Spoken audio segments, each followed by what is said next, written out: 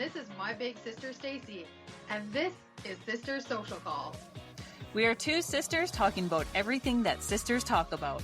Welcome to our lives.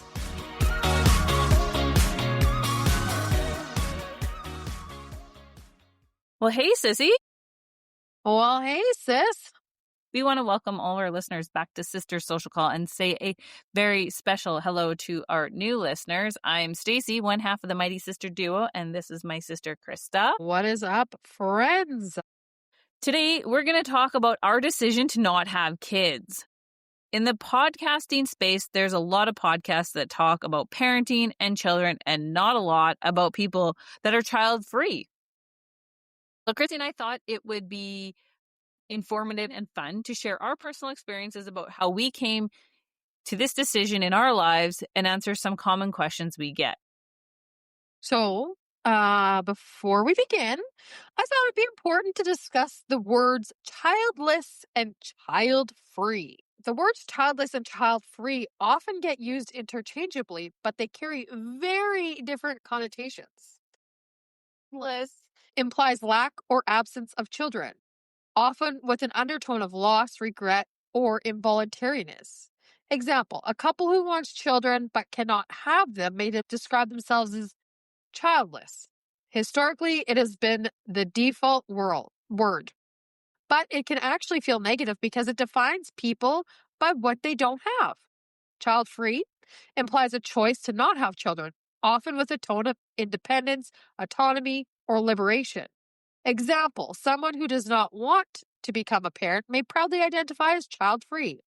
The free suffix emphasizes freedom rather than lack, and it's used positively by those who want to distinguish their decision from involuntary childlessness. So that is why you will hear Stacey and I use the phrase child-free, because we both made a choice to not have children. Sis, do you want to tell the listeners about how you came to the decision to not have children? Sure. I'll get into that in a second, but there's lots of questions that we get. So here's some of the common ones that we hear. Why don't you want kids? Don't you like children? What if you regret it later? Who will take care of you when you're old? Are you waiting until you're more settled? Do you think you'll change your mind? So there's so many questions that we get. So I'm going to start with the one that's the very obvious one of why don't you want children? So for Sean and I, it wasn't actually so much of a decision, but rather a deep knowing that we weren't ever going to have children. I have never, and I mean never, have wanted to have kids. She ain't lying, you guys. She is not lying. Yeah, it was deep in my soul that parenthood was never for me. We grew up with parents that were divorced, and I never wanted to risk that for my own children. And then when Sean and I started dating in our early 20s, we knew that we weren't going to have kids. And it was agreed to from the very earliest of days and understood, and we never changed tune on that. And when I was diagnosed with primary ovarian insufficiency at the age of 37. The gynecologist asked me if I ever wanted to have children. I said, no. He said, that's good. It would have been really hard for you to have children, which is like a really weird thing for somebody to say in that moment. That's a different story for another day. But I feel like it was probably a little bit of the universe protecting me from the heartache of trying to get pregnant and not being able to. So for me, it wasn't so much about do we like kids or any waffling. It was just, for me, a deep, deep knowing that I never wanted to be a parent. What about you, sis? Well, honestly, I never really thought too much about having children. When I was young, it wasn't really something that I never thought about, hey, one day I'm going to get married and have children. That really wasn't ever something that I thought about. So when I got tootling on through life, it wasn't really a main priority for me. I always knew that I wanted to own a business of some kind. And anyways, it just wasn't really something that was on my radar. However, I got married and I knew in my relationship with my husband at the time that having a child with this man would be a awful decision. So while we were married, he never wanted to really have children. I was kind of like at that point in time, I was kind of more so thinking, well, maybe we should, but then I realized that he wouldn't be capable of being a father.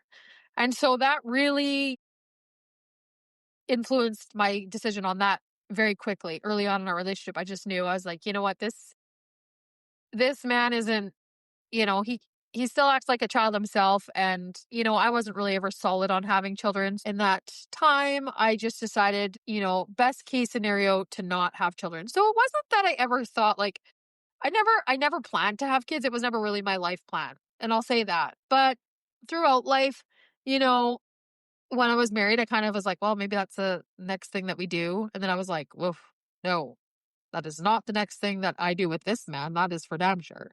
And truly, a same thing as Stacey. I really didn't want to be a single parent. And I knew if I had a child with my ex husband or children with my ex husband, I would essentially be like a single parent because he couldn't even be a great partner, let alone a father. So I just knew that was not going to happen. And then we got older. And then we got divorced. And so at that point in time, I just knew. Well, in fact, when I was in my relationship with my ex-husband, I chose to have a procedure done that is called Esher coils, which is essentially getting your tubes tied. And I got that done. It's not reversible. So after we split,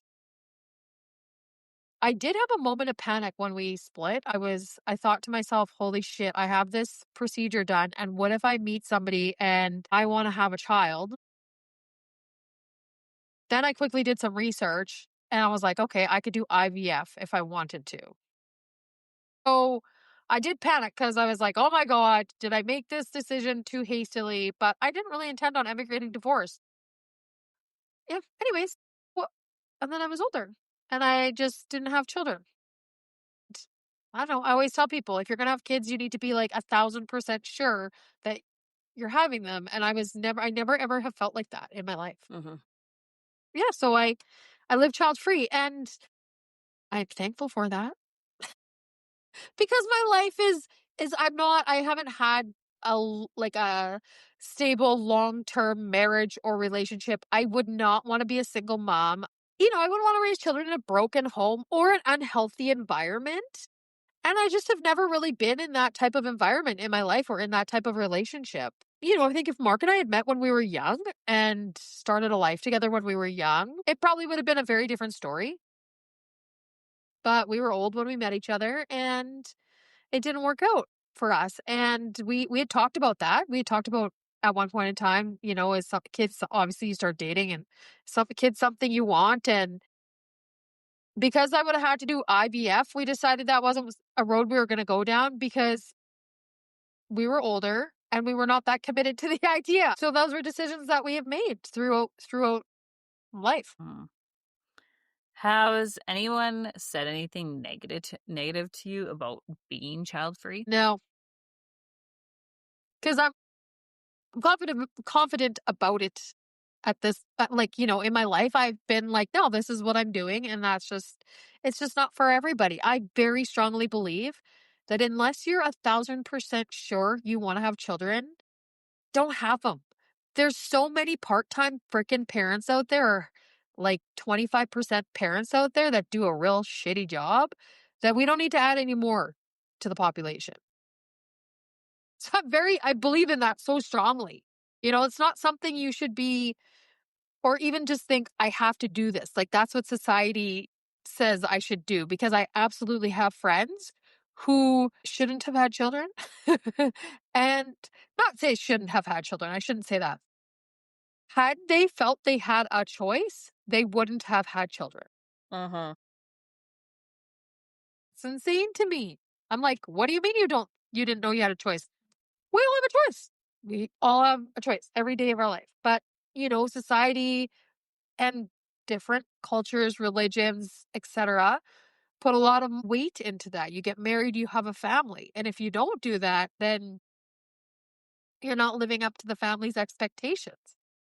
So I think there's a lot of that also happens. Mm-hmm. We've only experienced one negative comment. Sean's grandma once told us we were selfish for not having children. She was elderly, and I just filed that comment under G for garbage. And it was just like her old value system, and John and I didn't care to weigh that in any amount. So we didn't take it personally. We just kind of laughed it off because we're so rock solid in our decisions to not have kids, and she can believe what she wants, but it's just, we always knew. And how can you say that we're selfish? Like, I don't really get that, actually, to be honest with you. Like, how, because we're not carrying on the family name. Like, I don't know what, like, selfish seems like a really weird, maybe it's selfish because we're just being adults and living our own lives. Maybe that's like the selfish part about it. I don't know, but I feel like it's selfish to have kids and have any expectation of your children, like that they're going to be there when you're aging. I don't think that that's okay. I think that is actually selfish to put that type of expectation on your kids. So I think it's the opposite. Well, and it really kind of, I think, is culturally, it's very different in how we've been raised. That's not an expectation, but I know that it is common in many different cultures, and that yeah, you have your children and everybody takes care of everybody, and that's just what happens. So it's a bit different. Do you ever feel like you're missing out on some aspect of life because you didn't have kids? No. I love my own time. I will say, though, I think had I had children when I was younger, it would have just become part of my life and I would know no different, right? Mm-hmm. But do I feel I've missed out? No. No, I'm totally content. All my friends have had kids. I participated in raising some of them. I remember when I lived in Canmore, I absolutely raised Kathleen's daughter with her.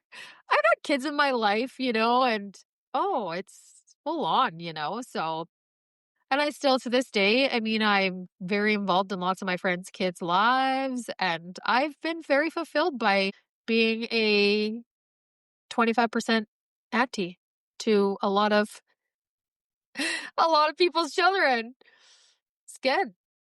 I really like the kids now that they're older. Like, I'm really getting into I love the teenage era of their lives because they talk about all the great things that teenagers talk about, and I can really relate to a lot of them. And so I find as my friends' kids are getting older, they come get their hair done, and just like anybody else, they talk to their Auntie Krista in the chair, and I get to hear all that, and I love that. But then I get to come home and hang with my cat, and that's pretty great. Did get to experience with Mark, he had a daughter. So I did get to experience that, like, kind of the stepmom role for the last 5 years. That was interesting. It was very interesting. I really love Haven. She's a great gal, and I hope we continue to have a relationship, even though Mark and I aren't together anymore. But that was challenging, dealing with both Mark and the baby mama. Definitely wasn't glamorous, I'll say that. Like, I just would raise my kids so differently. I know if I had them, and so I was just like, it was a challenge. It was so hard. That was not an easy thing for me to do. Dealing with the adults, and it was definitely not my idea of a good time. So for all those step parents or bonus parents or whatever you want to call yourselves, I commend you guys for doing that role on a full-time basis, or the blended family. Woo, I've been asked this question too, if I feel like I'm missing out on life because I don't have kids. And I do not. I definitely do not. Similar to Chrissy, we have lots of small humans in our lives that we get to celebrate their milestones with. And we have our niece and nephews too. So, they do satisfy my needs to spend time with them. and or do cool things with them without raising them, without the headaches of raising them. My only thing that I really hope is that I can go to Disney World or Disneyland with a friend and their children at some point. That's my only thing. I think it would be a really unique experience to see something like that through their eyes, like the magic. Yeah, definitely. Yeah, Like, for sure. I know that Disney was very magical as an adult. I just imagine, because we went there for our 5th wedding anniversary and Sean and I absolutely loved it. So I imagine going with it, one of my friends and their kids. And I think it would just be a really great experience to have that experience with them. But Right. our lives are very fulfilled without having our own kids. They're busy. Life is busy. You just fill it with other things. Our friends are taking kids to every tournament, every other weekend, all over this province. And it's no different than you with your friends and their kids that are taking them everywhere. We just fill our weekends up with other things. You know, being a parent is absolutely a lifetime commitment. There is no doubt about that. But I think a lot of people lose themselves in parenting and trying to raise good kids, trying to maintain their relationship with their spouse while trying to grow as a person, while their partner's trying to grow as a person, while their kids are. It is no surprise to me that people fall off the tracks. It's just pretty wild. Like, I think to myself, I spend a lot of time working hard on myself to be good. I do lots of like deep work to be a good person, to work on the things that are, hiccups in my life and whatever else. And then as a parent, you don't even have the energy, time, resources to even do that because you're so worried and caught up in like making sure these children are involved and that they're being raised well, that they have food on the table, that they have clean clothing. Like, parents, all of you that are listening, you guys are absolutely incredible human beings. I'm going to say that because I can't even imagine. It's incredible to me. It's incredible. So you guys are amazing. I am very thankful for having a child-free life at this point in my life. Oh, the peacefulness I feel, and I don't know anything other really, but the peacefulness that I feel to be able to just come and go as I please and to just only make sure that, like, I only have to look after myself it's pretty good. Not gonna lie. That's pretty great. So, and honestly, like I have a pretty big circle of friends. They all have kids. We live life. We maximize our time. The time that we don't spend raising children, we spend it filling it up with all kinds of wonderful and amazing things. So our lives are just different. I don't think one is better than the other at all. I think we just experience things quite differently, and it's all good.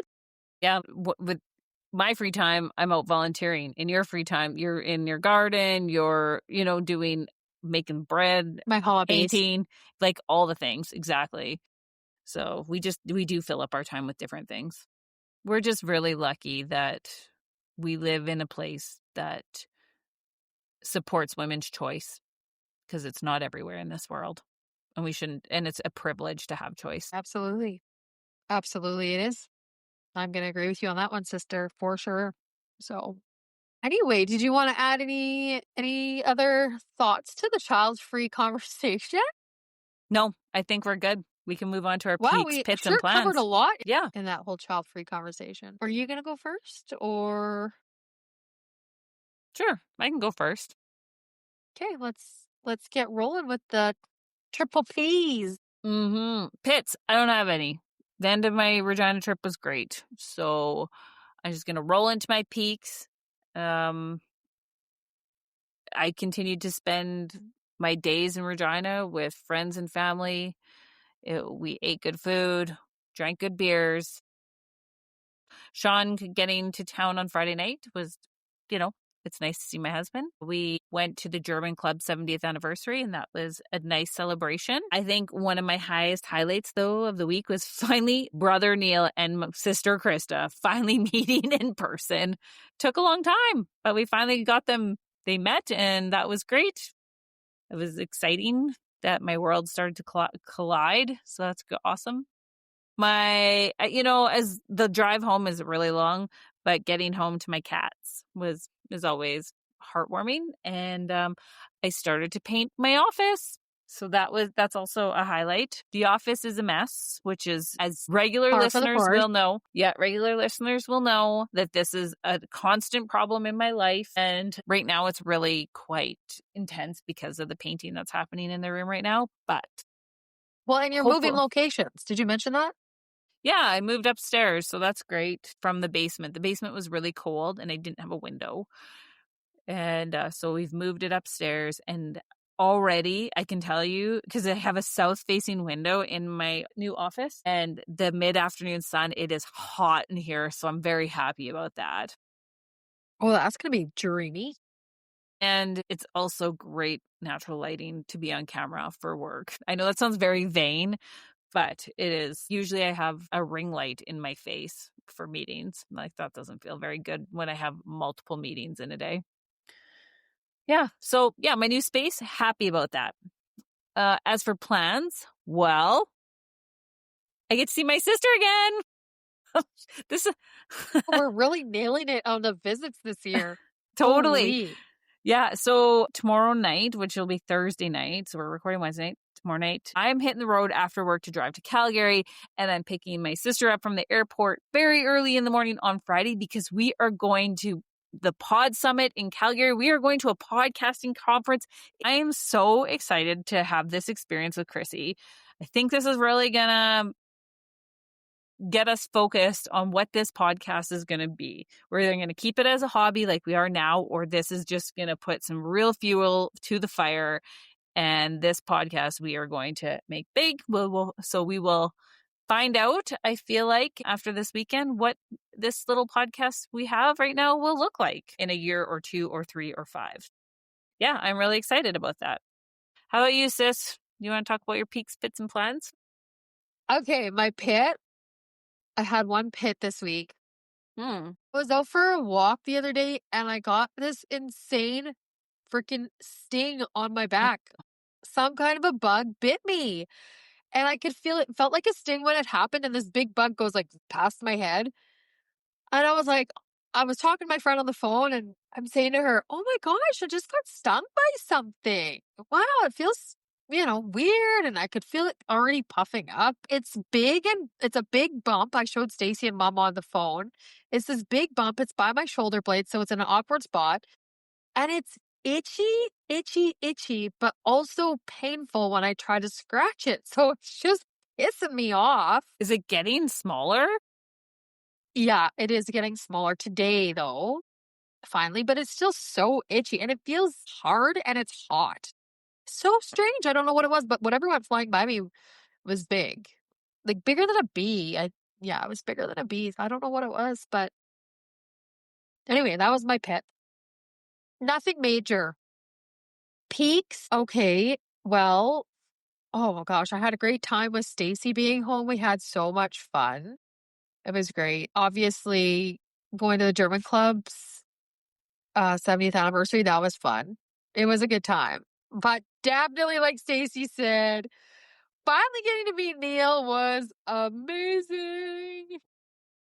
Stacey, he's lovely. Well, I know. That's why he has the distinguished name of Brother Neil. I was like so happy to meet him. So anyways, okay. Anyway, yeah, and then of course, like, actually seeing my actual brother Sean, because he came home for the weekend, and I actually got to see him, and it was so awesome to see him, because it always is. Like, it's like a big warm hug when I get to see him. Yeah, and he was in much better spirits this time than the last time you saw him.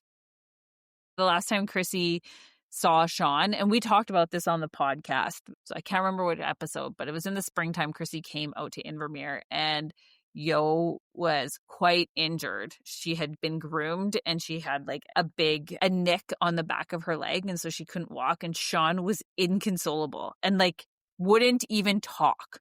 Like, it was bad. So this was a much better visit than the last time. Great. It was so good. It was really lovely. Obviously not long enough, but whatever. I'll get out there one of these days. Maybe for And a we'll ski be trip. out. We'll be home for Well, you guys will be home for Christmas. Christmas too, so that'll be good. I'll get to spend more time then. Yeah. And then, of course, like my buddy Steve out here, who I just adore him and his family. They're so lovely. But anyways, I took him a loaf of bread today and he traded me for 36 farm fresh eggs. And I was pumped about that. So I pumped. can't believe that was your one loaf of sourdough was worth 36 eggs. That's a great trade. That's a great trade. So anybody listening, have anything they want to trade for sourdough bread, hit me up. The gift economy. We've talked about how great this The is. gift, yeah, exactly. But also, if you just need bread, Neil, because I took him a loaf of bread, that was the little gift I was taking to him. And he was pumped about it. As soon as he got home, he was messaging me how good the loaf of bread was. So I said, well, when you need more bread, just let me know. I'll bring you some bread. Oh, that's very kind of you, sissy. Yeah, he said he would take me up on the offer. I know But I he love would. making it. I really enjoy like the whole process of making sourdough bread. If it were up to me, I'd probably have a loaf going every day, but I eat it as fast as I make it, and that won't be good on the old WW. Oh, you guys, I gained 2 pounds this week. Normal. Don't On be the too hard on yourself. WW. But I also am going to say that I got my cycle, so I'm going to blame it on that. I'm going to blame You're it on probably just so bloated. Yeah, exactly. Gotta be kind to yourself. That's a lot of action for my peaks, pits, and plans. My plans are obviously meeting Stacey for the Pod Summit, which I'm super pumped about. I can't wait. Yeah, I was just looking at the lineup of speakers and workshop type things. I don't even know if you call them workshops, but anyways, there's 2 full days, action-packed days of all kinds of interesting topics and guest speakers, and it'll be great. So I was looking at it today, I was like, oh, this is gonna be awesome. And then we'll get back from there. I'll be hitting up the farm, hopefully finishing up as much as possible out there. I'm ready to be done with that. I'm getting there, so I'm onward and upward. And then I think that's pretty standard for the rest of the week. I'm hopeful that I'm going to start to slow down a little bit because I'm really starting to feel the wrath of like burning the candle at both ends right now. I felt like while you were here, you were like, "Oh, you should come out to Invermere for Thanksgiving." I'm like, "I can't." I was like, "I cannot do that. I'm overwhelmed, and leaving right now is too much. That seems even more overwhelming." So that's okay. Our house is full now. Yeah, exactly. You guys filled it right up. So I'm hopeful that it just kind of slows down a little bit once I'm finished at the farm and everything. I'm ready for it. I'm ready for a little just chill time. So anyway, that's going to do it for us, you guys. Thank you so much for tuning in to Sister Social Call. Thank you guys so much for downloading, following on Sister Social Call. Honestly, the more you guys listen, the more motivated we continue to get and be, and it's amazing. You can follow us on Instagram, as you know, Sister Social Call on Instagram. You can find me, Krista, on Facebook, Instagram, TikTok, YouTube. You can find Stacey on LinkedIn and Facebook. And if you guys want to reach out to us, please do so at sistersocialcall@gmail.com. Send us any crazy questions, any topics you guys want to hear about, any of that good stuff. And I think that's going to wrap it up for us. I think that's going to be our signature ending, sis. That's so funny. Gonna wrap it up for us. Well, I like it. Okay, awesome. Well, I love you, and I will see you on Friday morning. I love you too. Bright and early. My flight leaves here at 6:55 a.m. So I'll see you at 8 something. Okay, love you, sis. Love you.